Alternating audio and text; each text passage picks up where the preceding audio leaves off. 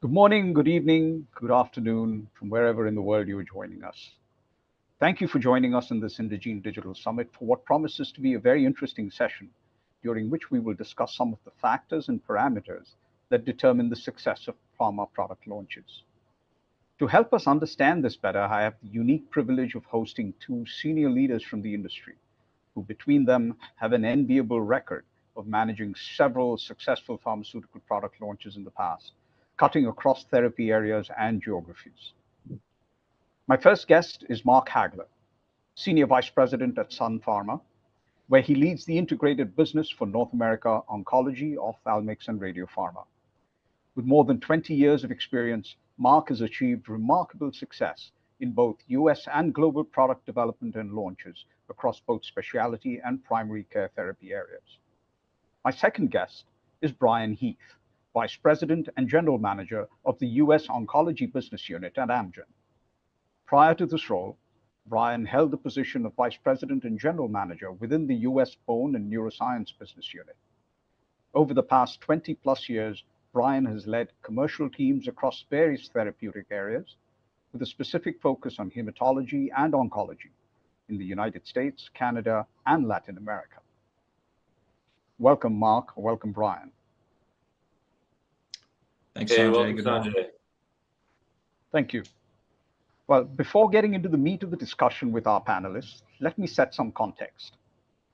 Given the nature of the pharma product lifecycle, a successful launch is often considered to be a major determinant of the long-term commercial success of the product.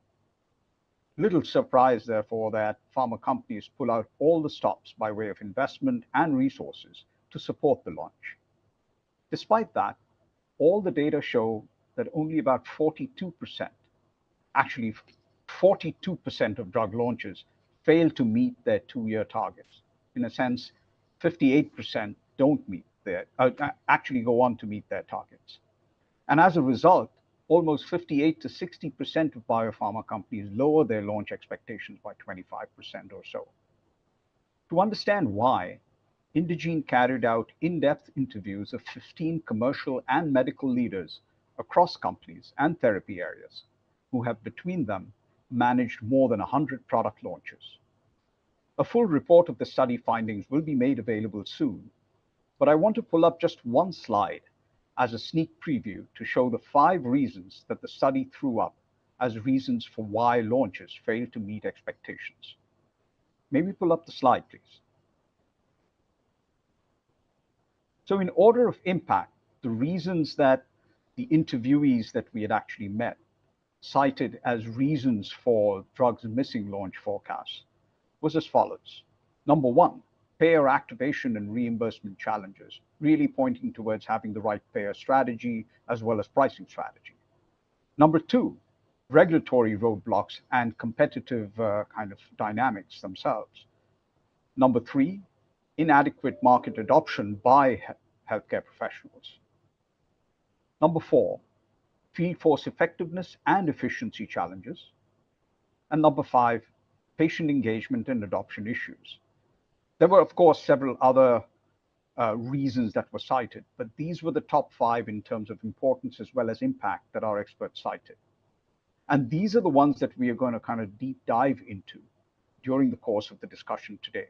So instead of me kind of spending more time kind of expanding on these, I'd like to pull the slide down and go straight to our panelists to dive a little deeper into each of these reasons.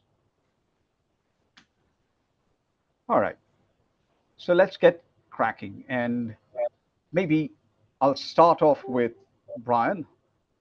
Before we dig into some of the parameters or reasons for product launches not meeting expectations, I want to ask a more philosophical question, and that is it likely that a lot of why this happens is because the wrong expectations are set to begin with? Well, Sanjay, first of all, thanks for inviting me to join this session with Indegene. It's exciting to be here and evaluating successful strategies and approaches to getting the most out of product launches is something that we all are committed to and passionate about. So it's fun to be here with yourself and Mark as well. Yeah, I think that's a great, insightful question, and one that isn't captured in the survey, interestingly enough. the concept that maybe the expectations that we set are often too high. The definition of celebration I've heard is that expectations minus actual performance is what results in celebration. And I think it's not surprising that when we're setting our first launches for product launches, we're doing it with the least amount of information that we have at the time, right? We're getting into a new therapeutic area, we're launching a new product, we're a little less familiar with the customer and with the market dynamics. And upon those data, we set our initial forecasts. As we get closer to product launch, I just think it's important that we continually refine that forecast. And sometimes it's not easy to tamper down your expectations. You want your forecast to be realistic, but you also want it to maintain ambition so that you are leading growth with an appropriate amount of investment. So the tension that exists here is real in any company, and it's one that we all need to engage in and make sure that we're getting the expectations correct. Absolutely, no, well said. And maybe Mark, I'd kind of direct the same question to you, but add a little nuance as well. Brian has called out why he thinks that happens, but as a commercial leader, is there at least a structural way in which you can solve for this to ensure that the expectations set up front are more realistic? Well, we try and make the expectations realistic up front. I think, first of all, I agree with everything that Brian just said. But what I would say is, forecasting in a new, new product area, new therapeutic area, it's not easy, right? So, and your forecasts are based on a series of assumptions, a lot of assumptions. And when you get into launch, what you find are some of those assumptions just aren't what you put in the forecast. And I think that clearly where we're having a really big miss based on your survey is the expected market access coverage or the cost of that coverage, right? So either way, it's going to either affect your market share uptake if you don't have the coverage that you thought you would, or your net sales is going to be much lower than you thought if you had to pay more than you forecast to get that coverage. So there's just a lot, many assumptions. A lot of times those assumptions, what you assumed is not what you actually get during your launch, and you have to adjust. And there's, you can anticipate barriers to adoption, all the different barriers to adoption, but sometimes there are things that are a little bit different than what you anticipated, or are not as easily overcome as you modeled in your forecast. I can tell you that for two of our top brands, this was probably 5 years ago. They were both launching about the same time. We did our internal forecast. We had our brand teams do their forecasts, and then we validated those by having an outside third party come in and do their own forecast for those brands. And what I can tell you is one of the brands exceeded what the external validation was, and the other brand was well below. So you get the so-called experts, and they're not really any more precise or close to being accurate as the internal teams. At least that was our small N of 2 experience. But it's not easy. It's not an easy process. Things have changed, and they're continually changing over time.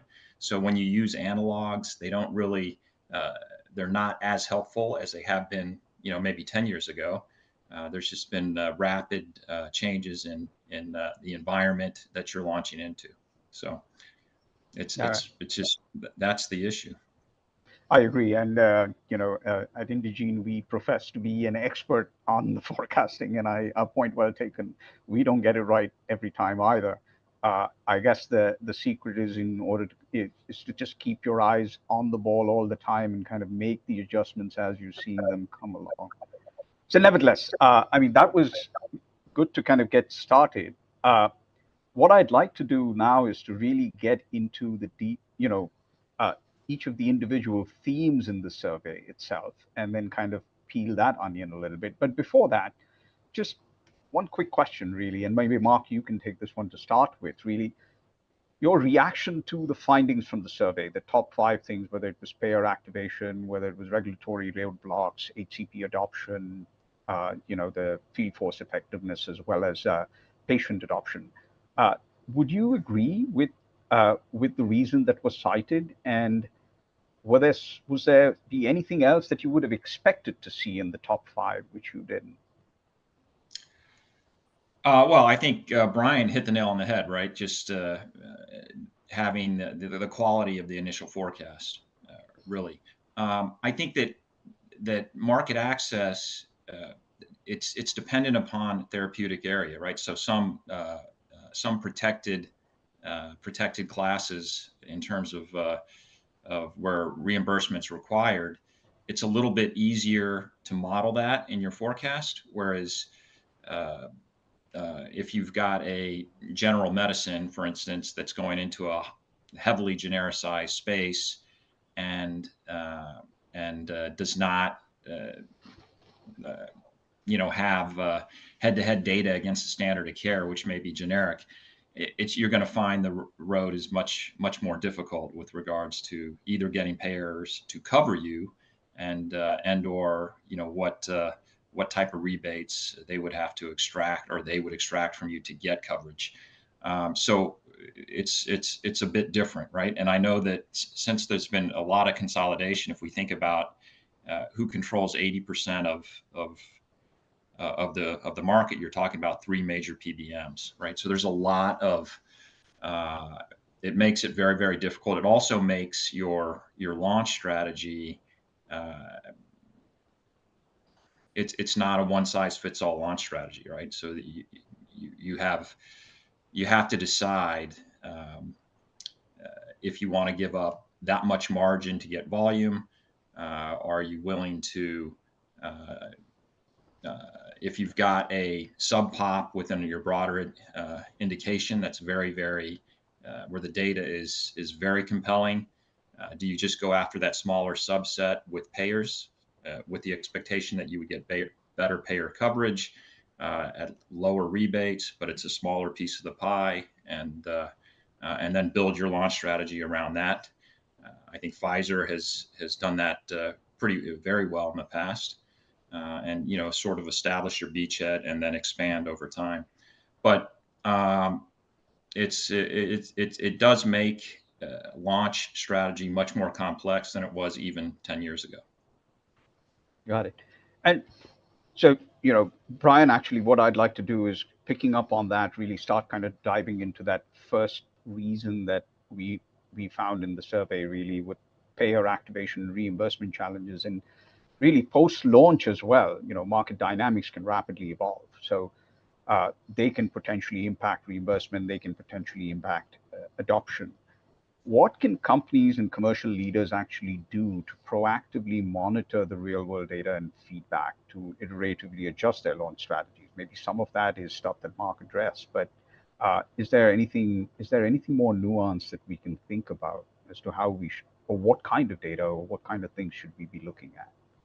Well, Sanjay, I appreciate the question, and I appreciate Mark's comment as well around there's no one size fits all approach. I have 5 children, and I can tell you that as a father, like what works with one child does not work with another. They're different from one another, and they require very unique styles and approaches depending on the situation. And Mark, I'm sure you would agree. I mean, products are very different, and the context is constantly changing. And as I reflect on that survey and just dial it back a little bit, what I think is, yeah, those are all fantastic categorical things to be thinking about in terms of elements of launch and launch success. But of course, another important reason why launches often fall short is the context moves and changes on us. There's a new competitor that launches, right? There's an evolving regulatory landscape. Payers are constantly making changes as they seek ways to manage their budgets. So you have to be able to anticipate these and react and respond. We just had a new brand leader join our team in the U.S. Oncology Business Unit at Amgen. He was sharing a bit about himself in his introduction. And he said his favorite quote was from Mike Tyson, who said, "Everybody has a plan until you get punched in the face." And I think that's definitely the case with launches. And you see this with leaders that you have. They come in, they have a very well drawn out plan. They've invested a tremendous amount of time and emotional energy and collaboration in developing that plan. But in the end, you have to be very flexible to make adjustments and changes according to the environment that you are facing. So, how do you do that? I mean, we're doing social listening. We are responding quickly to feedback from our field teams that are out there speaking with customers as who are having their very first experiences with the product. We find our medical science liaisons to be incredibly insightful as they're engaging with some of the healthcare professionals that are most involved in the therapeutic area and treatment landscape. We're using real world evidence, although in the past that can take a little bit of time to generate. It's getting better now. We can get it a lot more real time to be informing some of the decisions that we're making. So I hope that's helpful in talking Yeah. about how we try to adapt and respond to post launch market dynamics. No, really helpful. And just going back to Mark, in a prior conversation when you and I actually spoke, you talked about the fact that uh, payer activation reimbursement challenges may be more relevant in certain kinds of diseases and maybe less in certain others. So you elaborate on that a little bit and, maybe share an example or so that, Sure. where I think payer that, strategy got it wrong or whatever. well, I don't know about, well, you're asking a couple different things. So I think where there's certain therapeutic areas, Brian hopefully agrees with me here that oncology, for instance, there's the payers are compelled to at least reimburse for the indication. And but in other therapeutic areas, that's just not the case, right? So uh, uh, so there are some therapeutic areas where your payer strategy is a little bit simpler. Probably is not the right word, but Hmm. where there's a less uncertainty, probably is a better way to state it. And and uh, and that that helps you define your launch strategy. With regards to what we were talking about earlier, there's a you the example I was using was not oncology. It was Hmm. a different therapeutic area, but you had a product that had a very broad indication. The problem is within that indication was very heavily genericized. So payers have no reason to give you coverage, or if they are, it's going to cost you so much that it really your gross to nets are really minimal, or your gross net discounts are significant, so your net is very minimal. Um, but within a subset, a population about a quarter of maybe what your actual indication is for, you have really in that subpopulation you have very very compelling data. So the question is, do you approach the payers with that? And do you build your strategy around that so that you can get coverage for that subpop and uh, and not have to give up the gross margin? But again, you're giving up some volume to get coverage at a reasonable rebate. And that's a decision companies have to make. And some companies decide to go broad, and other companies decide that they'll want, even though they have a broader indication, they'll go after that smaller patient population, and they'll build their positioning and how their all their launch strategy around that. So it's you have to model it both ways and make a decision. And then I think if you go broad first, you Hmm. can't, at that point it's too late to try and pull back and go narrow. If you go narrow first and then you want to go broad later, you can do that. So that's one caveat. Sure. Got it. No, thank you. This was hugely helpful. Uh, just kind of move on from the payer point and actually move to the second reason that was cited, at least in the survey that we did, and which was more around regulatory roadblocks. And I think some of those are things that both of you have touched upon in your earlier answer. But uh, the survey threw up regulatory roadblocks, whether it is about, getting the right label, whether it's getting the regulatory approval in time, and in the process, basically the competitive environment changes, etc. Brian, any examples or any kind of comments in your experience as to uh, how regulatory roadblocks can kind of become derailers to your launch strategy and requiring a company to probably pivot or even change their expectations? Yeah, I mean, I've worked on several product launches that are first in class in hematology and oncology. And we work in an industry that has incredibly innovative products that are being developed for patients that have severe and high unmet needs. And I don't know that I would call this necessarily a roadblock, but a regulatory context change. Some of these innovative products that I've worked on at Amgen are products that have launched through FDA's accelerated approval pathway. So Mm-hmm. they're launching often based off of phase 2 data, and those approval times, they can be measured better in weeks than in months.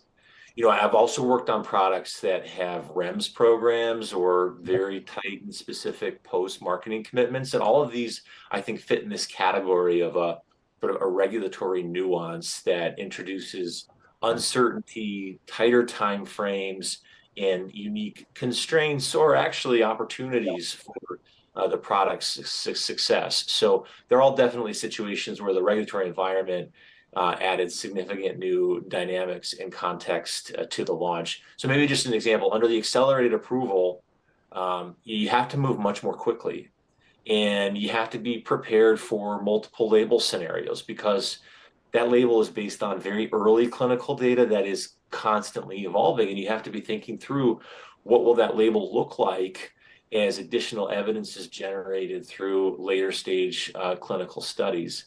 The other thing that's really important is that you are required to pre-clear your promotional materials Mm-hmm. through the FDA's Office of Prescription Drug Promotion, and all of that requires just a whole new level of planning, preparation, flexibility, and you have to do it with significantly less time. But I will say, from a regulatory standpoint, I've been incredibly encouraged when I think about the collective commitment and collaboration that exists out there in the healthcare system to advance innovation as rapidly as possible for patients that are suffering from cancer. Oh, that's great. And I'm assuming that you're talking about the collaboration between the regulator as well as the innovator, as well as Absolutely, across innovators. absolutely. Oh, I know you phrased the question, regulatory agency as a roadblock, Roadblock. but in this case, I think in cancer and hematology and oncology and where there's true innovation that um, companies like Sun Pharma and Amgen are bringing. This is a situation where regulatory agencies really become true partners to us in accelerating the time to launch. Got it. And Mark, just trying to get you to amplify on that same point itself is, uh, in that uncertainty period that you may encounter in some of these drugs for whatever reason, uh, the competitive landscape changes during that time. And you already talked a little bit about going with either a narrow label or a broader label. That is more from the payer side, but to what extent does that have a bearing on your regulatory strategy as well? Or, uh, you know, could you touch a little bit about how the competitive landscape kind of impacts your launch strategies during the regulatory approval phase? And then Well, I mean, you also, model that in, right? You model that in your forecast. You're accounting for that. I think where there's a difference is, you've modeled when you expect approval, right? You're Mhm, probably doing that based off a PDUFA date, sure. and you're expecting launch shortly thereafter.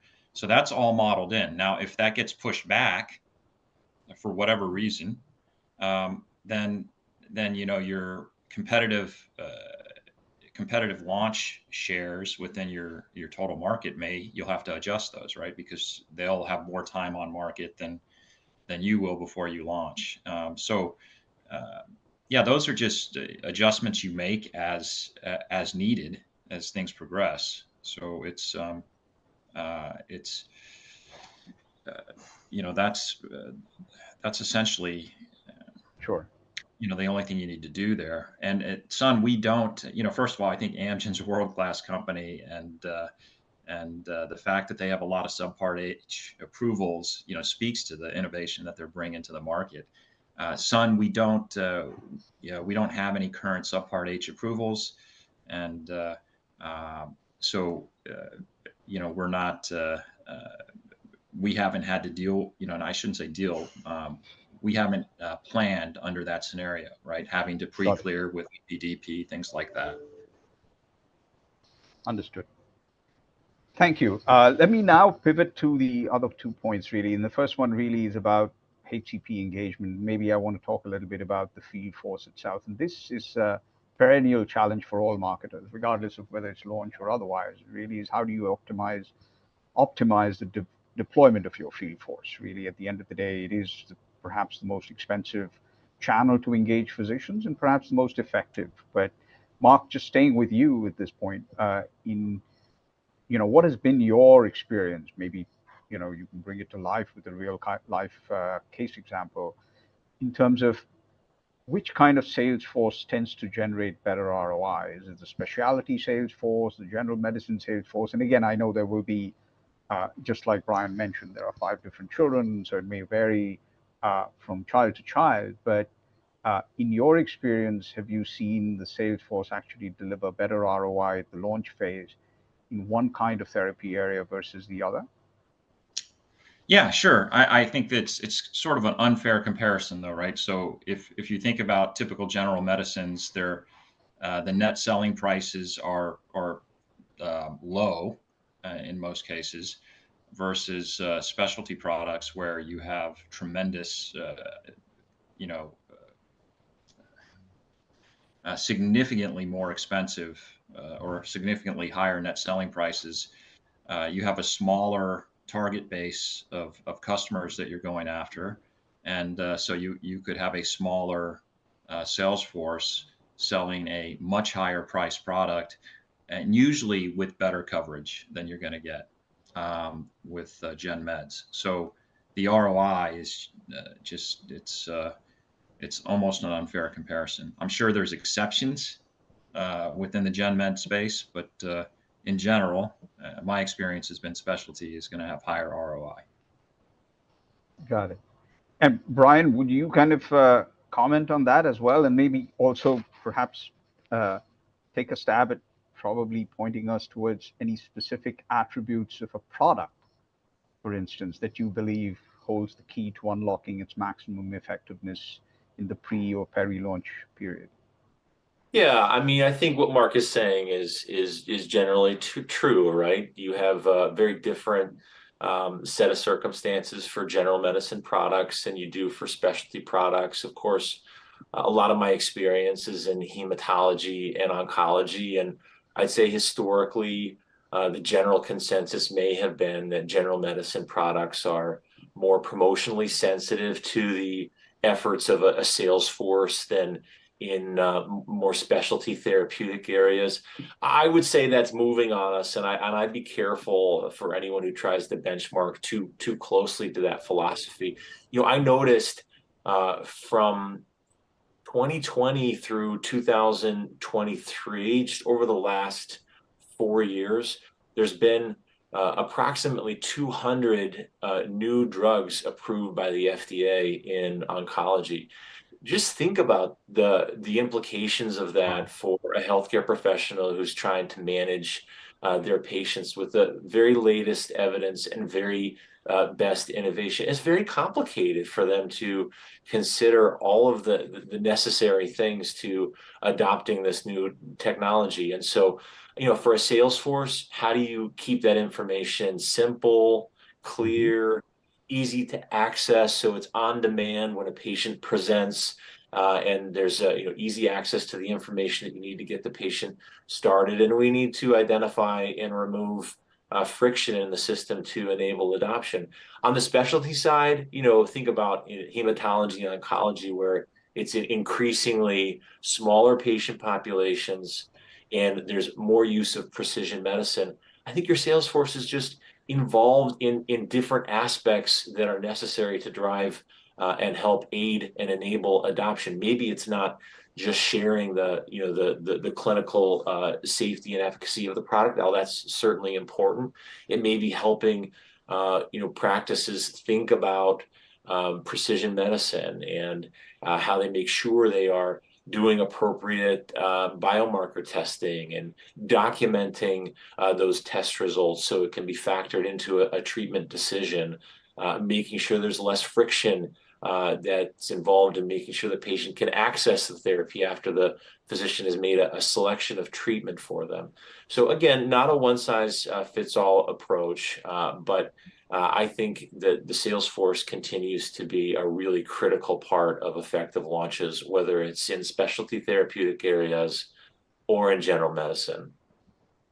Got it. And maybe just taking that a little further and actually linking it to the reason that was cited about HCP adoption and the comment you made earlier about your medical science liaisons, et cetera. So Brian, how have you seen the role of medical affairs or field medical as well as medical communication, medical affairs itself, evolve over the years, if you will, in driving HCP adoption at the time of launch? Can you comment upon that a little bit? Yeah, I mean, medical affairs plays a critical role in launch effectiveness at Amgen, and we have really excellent medical affairs professionals. They're highly trained, and we need that because medicine is becoming increasingly innovative and more complex, and the therapeutic areas are narrower. It's more difficult for, I think, the healthcare community to stay up to date on the latest evidence that exists in each of these areas, and so they are engaging with healthcare professionals and providing a constant stream of insights to us. And that's incredibly helpful. These insights, they help us understand the early experiences of customers, how our products are being considered along the continuum of care. And our medical affairs teams are also highly involved in the continuous collaboration to generate evidence for our products that will inform appropriate utilization, right? In the real world setting, once these products launched, you get outside of that clinical trial environment and there's all sorts of new use scenarios and questions and comorbidities and complications. And so our medical affairs team has really done a fantastic job of collaborating to generate the evidence post-launch that's really necessary to enable use. And then finally, they're responding to inquiries that are coming in from customers that our commercial sales and marketing organization just isn't in a position to fully answer. Got it. And Mark, pivoting to you, I mean, apart from medical, of course, we live in an era of information overload. You've got access to information multiple places, but really, early communication strategies can make or break a product launch. And there are multiple stakeholders. You've got payers, you've got providers, you've got patients. How do you ensure a consistent yet compelling narrative and messaging around the product that resonates with each group's unique concerns and interests, while, as I said, remaining consistent in the messaging itself? What kind of models have you seen? Sure. I mean, you need to identify. So first, I would just say that with regards to HCP and patient, that's what is going to be promotionally approved, right? So you're a little bit limited in what you can say. Your conversations with payers based on OIG guidance can be a little bit broader, and should be. But going back to that previous example, if you need to understand it's got to be a holistic launch strategy. So if your payer strategy cannot be not aligned with your HCP or patient strategy, right? And because it's not going to work. So if you're going after, again, this is a general medicines example, if you're going after a smaller patient population within your broader indication, with the payers, then that's what you want to focus on with your HCPs as well, right? At least initially when you're launching, and then at some point you're gonna build outside of that, but still within your indication, but outside of your initial coverage that you're getting with payers. So that's Got it. essentially. No, and thankfully, I think given the number of products that have been launched in the past, number of therapy areas, I think most marketers and commercial teams now kind of develop the kind of agile mechanism to bring in the right kinds of inputs in order to drive this kind of consistency. So that's reassuring to hear. The last point in the slide that I had put up really was about patient centricity, and clearly that is something that has become much more amplified over the last 5 to 10 years, and probably will become more so as we continue. So, Mark, just staying with you, for instance, what kind of strategies during the launch phase have you found effective in ensuring patient engagement? And related question really is, uh, do, do you find that it's most effective to have a patient initiative as well as patient uh, engagement strategies executed at the time of launch itself, or does it make sense to kind of wait a little bit, get the prescription flow going, and then kind of launch some of those with more intensity? Well, I'm going to talk about your last question first. So, and I'll give you an example. And I don't Sure. think it's there was an eye care company that Hmm. launched was second to market, and they started with a huge patient direct to consumer campaign, and it was a very successful campaign. The marketing team did a phenomenal job. They drove a lot of patients to optometrists and to ophthalmologists. What ended up happening is the first market brand, which had phenomenal coverage, they got a huge boost in sales because these Oh patients dear. came in, asked for the other product. The product wasn't covered. After the first patient callback complaining to the doctor that this isn't covered, all the patients that came in and asked were given the uh, the first to market product because it was covered. And you could see when that campaign, if you go back and look at RX data, you can just see this huge lift in scripts for the competitor when this campaign was launched, and it was not an insignificant investment in terms of the campaign. So I think that ensuring before you spend that amount of money on a campaign, you really should have uh, adequate coverage and adequate market access in place so that if a patient asks and a physician is willing to put them on that product, that there's no friction for them getting it. Otherwise, uh, your ROI is not going to be as good as it would be. The other piece of it is not all products are suitable for that, right? So typically most companies will start with the HCPs in their market research, and they'll compare their blinded product profile to the competitors.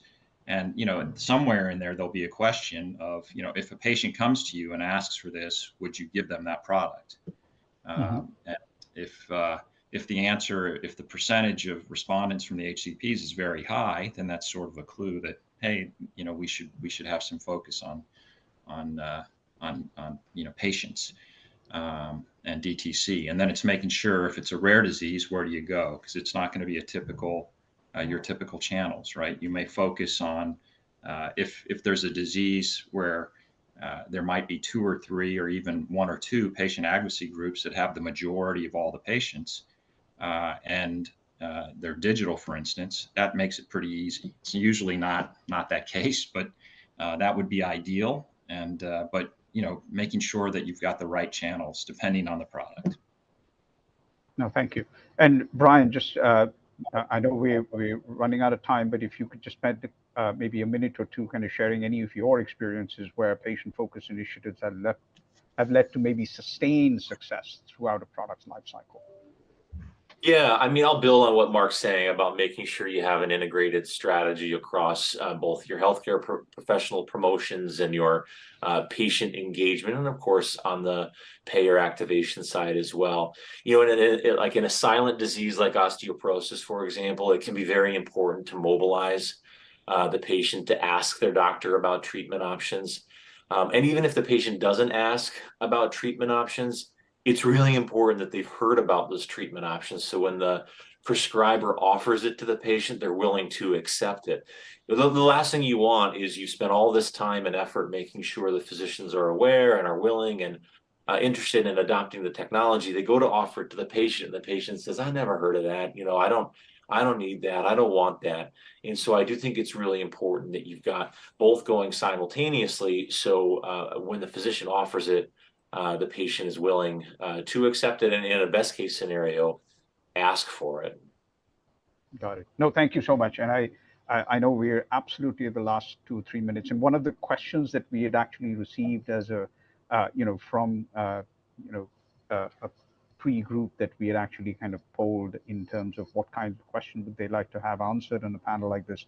We can't go anywhere today without hearing about Gen AI. And so I'm not going to let you guys go before you comment on that itself. And considering the transformative potential of Gen AI, I'm not going to talk about how you basically use it for launch, but more importantly, how do you foster internal enthusiasm and engagement towards Gen AI or AI-centric endeavors within your organization, especially when initiating projects around, communication plans or extracting insights about KOLs and stuff like that? And maybe Brian, I'll let you go first, and then Mark, I'll pull you into that as well before we close out.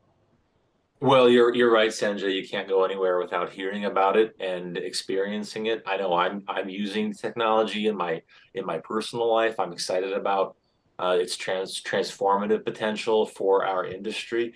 We're also fully aware of some of the legitimate risks and concerns that exist, and so we're considering that and evaluating that as well. I'll tell you that, rather than just adopting new generative AI solutions, we're always beginning with the definition of the problem that we're trying to solve first, because we don't want this to be just something shiny and exciting that we're jumping into for the sake of jumping into it. We need to make sure it's focused on a legitimate business problem. What can we solve that will make life easier for a healthcare professional, easier for a patient? What can help us be faster?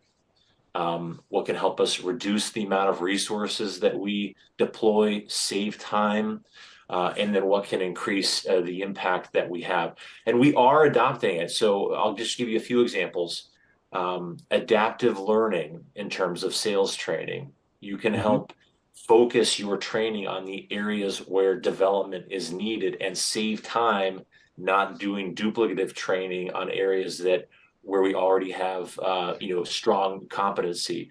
We're developing content for sales training that will help representatives be better equipped. We're helping pre-call planning, so there can be better pre-call planning. It can be done more quickly, and we're using it to customize content when we're creating tactics for healthcare professionals. Those are just a few of the examples, but of course, this is a fast-moving area. No, I know, and I've got the red light go on in terms of closing the session. But Mark, I know, quick 30 seconds about how Gen AI might be stuff that you were kind of leveraging with your team, and then I'll just kind of close it out. Sure. So I'm actually a champion for that in the company, trying to push it. But I think Brian mentioned the risks. So some of the issues are, copyright issues, IP issues, and then sharing company proprietary information on one of those platforms. And that's, at least with us, that's sort of the hesitancy. We're looking at next best action for our, salesforce OCMs, and we're evaluating those technologies right now. So we'll start a pilot hopefully in the next 6 weeks. And then just simple things, but you have to be careful on what the input into those platforms are, so that it has to be essentially no company information or any proprietary information, but just internal communication plans, things like that. In fact, we're probably running over my 30 seconds, but I did that for one of our sales contests, annual sales contests, and our head of communications saw it and thought I had hired an agency and paid them thousands and thousands of dollars to do. Literally, AI did this in 3 seconds. It took me longer to build the prompt than to get the. So it's and then I just customized it afterwards to make it fit our specific sales contest. But things like that, it's just amazing where you see the potential, but it's getting around, or it's solving sort of the IP copyright and sharing of proprietary information is the key. So when we are able to do that internally at Sun, I think we'll move forward, because the potential for OpEx savings and is significant. Super. No, we could go on and on.